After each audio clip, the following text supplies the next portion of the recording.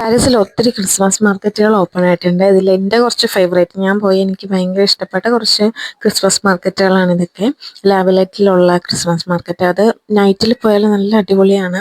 ഒത്തിരി ലൈറ്റിങ്സും കാര്യങ്ങളൊക്കെ ഉള്ള ഇത് കാണാൻ തന്നെ നല്ല ഭംഗിയുണ്ടാവും. അവിടെ ഒത്തിരി ഫുഡുകളും കുറേ സ്റ്റോറുകളും ഉണ്ട്.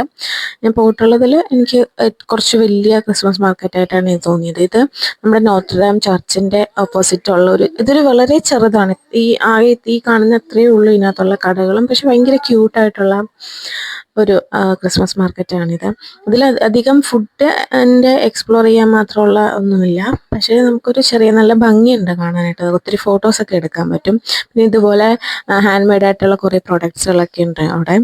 പിന്നെ നമ്മുടെ ടുലറി ഗാർഡൻ്റെ അവിടെയുള്ള ഒരു വലിയൊരു ക്രിസ്മസ് മാർക്കറ്റ് ഉണ്ട്. ഇവിടെ മെയിനായിട്ട് ഇവിടെ ഒത്തിരി ഫുഡ് ഷോപ്പുകളും കാര്യങ്ങളൊക്കെ ഉണ്ട്. പിന്നെ ഒത്തിരി റൈഡുകളും ഇതുപോലെയുള്ള ഒത്തിരി കുട്ടികൾക്ക് പറ്റിയതും വലിയ ആൾക്കാർക്ക് പറ്റിയതായിട്ടുള്ള ഒത്തിരി റൈഡുകളും കാര്യങ്ങളൊക്കെ ഉണ്ട്. നമുക്ക് ഡിഫറെൻറ്റ് ക്രിസ്മസ് മാർക്കറ്റിൽ അവൈലബിൾ ആയിട്ടുള്ള ഒത്തിരി ഫുഡുകളും നമുക്ക് ഇവിടുന്ന് ട്രൈ ചെയ്യാൻ പറ്റും.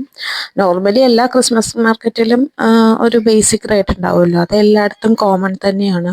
ഒരു 6-7 ഒക്കെയാണ് ഹോട്ട് ചോക്ലേറ്റ് കാര്യങ്ങൾക്ക്. ബാക്കിയുള്ള ഫുഡുകൾക്കൊക്കെ എല്ലാം ഒരു 10-12 ആ ഒരു റേഞ്ചിലാണ് വരുന്നത്.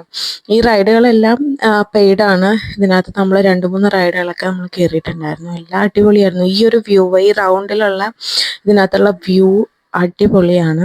പിന്നെ ലാ ഡിഫൻസിലും ക്രിസ്മസ് മാർക്കറ്റ് ഓപ്പൺ ആയിട്ടുണ്ട്. അതും അത്യാവശ്യം വലിയൊരു ക്രിസ്മസ് മാർക്കറ്റാണ്.